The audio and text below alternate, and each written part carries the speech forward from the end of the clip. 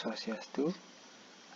Perkenalkan, nama saya Kadek Dwi Mahartika Jana, NIM 170554146 dari jurusan Teknik Elektro, Fakultas Teknik Universitas Udayana.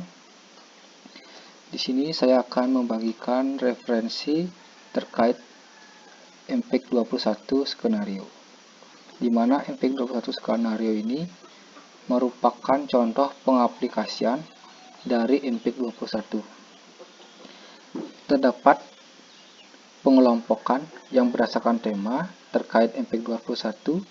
Itu yang pertama adalah Universal Multimedia Access, atau bisa disingkat dengan UMA.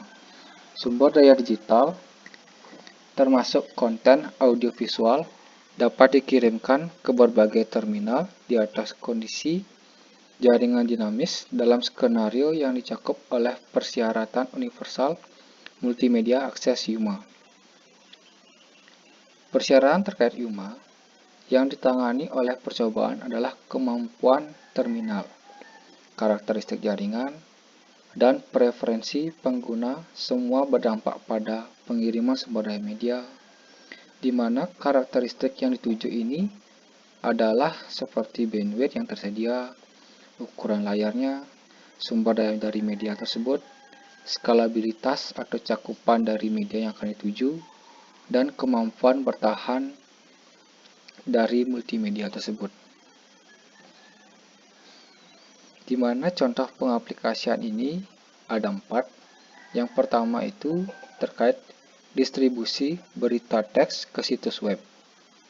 Mungkin rekan-rekan sudah pernah melihat bagaimana sebuah berita teks itu bisa ditampilkan pada sebuah situs web seperti detik.com, kompas.com, liputan 6, dan semikiannya. Di mana perusahaan berita itu membuat berita tekstual yang mentah, kemudian didistribusikan ke situs web menggunakan batch mode, dan terdapat feedback data terhadap waktu yang nyata. Infrastruktur distribusi ini didasarkan pada teknologi seperti protokol transfer file atau FTP, dalam bahasa Inggrisnya File Transfer Protocol, dan protokol transfer data web.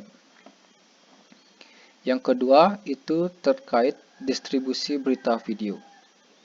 Dari rekan-rekan juga mungkin sudah pernah melihat contoh pengaplikasiannya dari sebuah berita video itu ditampilkan dalam situs web YouTube, situs detik.com juga menampilkan sebuah video dari televisi, di mana rekaman berita video ini dibuat dan sindikasikan oleh perusahaan berita video, sehingga terdapat nilai rantai yang terdiri dari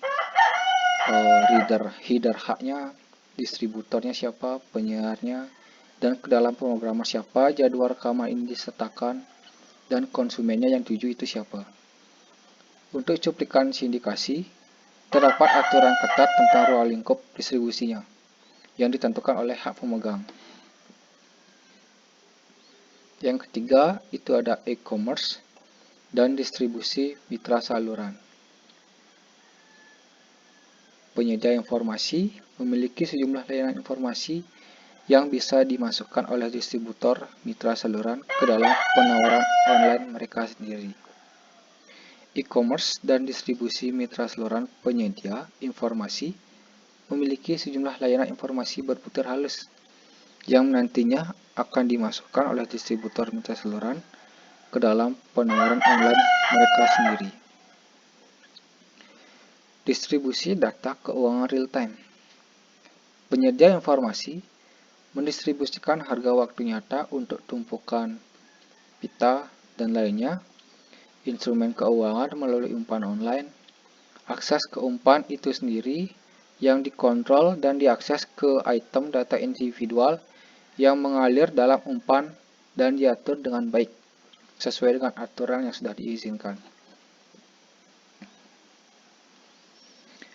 Yang kedua itu ada skenario terkait user requirement. Yang tadi itu terkait Universal Multimedia Access, akses dari multimedia tersebut. Yang kedua ini terkait user requirement, artinya syarat-syarat dari pengguna itu. Nah, pengguna merupakan entitas atau apapun yang berinteraksi di lingkungan MPEG-21 atau memanfaatkan barang digital. Dari sudut pandang teknis, MPEG-21 ini tidak membuat perbedaan antara konten penyedia maupun konsumen. Keduanya ini tetap dikatakan sebagai user, sehingga semua pihak berinteraksi dalam MPEG-21 dan dikategorikan sebagai pengguna yang setara. Sehingga seorang pengguna dapat menganggap spesifik atau bahkan hak dan tanggung jawab unik sesuai dengan interaksinya dengan pengguna lain dalam MPEG-21 ini. Pada tingkat yang paling dasar, MPEG-21 ini menyediakan sebuah kerangka kerja, di mana salah satu pengguna berinteraksi dengan pengguna lain dan objek interaksi itu adalah barang digital yang umum. Atau bisa kita sering katakan disebut dengan konten. Apa sih kontennya yang bisa kita diskusikan dari pengguna satu ke pengguna lainnya. Nah, tentunya di dalam proses skenario MPEG-21 ini akan terdapat standar Internet IETF multimedia. Internet Engineering Task Force atau IETF adalah badan standarisasi yang difokuskan dalam pengembangan protokol yang digunakan dalam jaringan berbasis IP.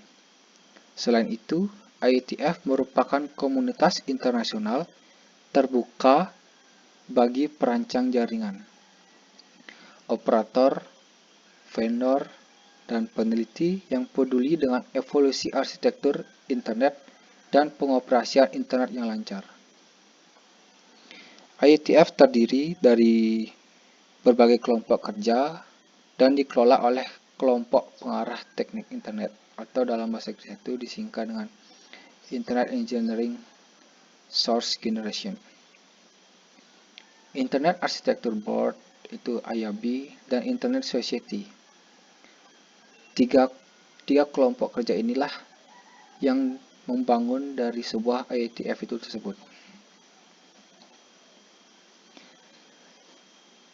Proses standarisasi Internet IETF di bawah hukum dari Internet Society merupakan sebuah masyarakat akademik internasional, di mana kunci keberhasilan J2 atau generasi 2 ini melalui jaringan IP seperti internet. Nah, proses standar IETF melibatkan beberapa organisasi masyarakat internet, ICOC, Internet Architecture Board IAB, kelompok masyarakat teknik internet ISG, Internet Assigned Number Authority IANA, dan IETF sendiri.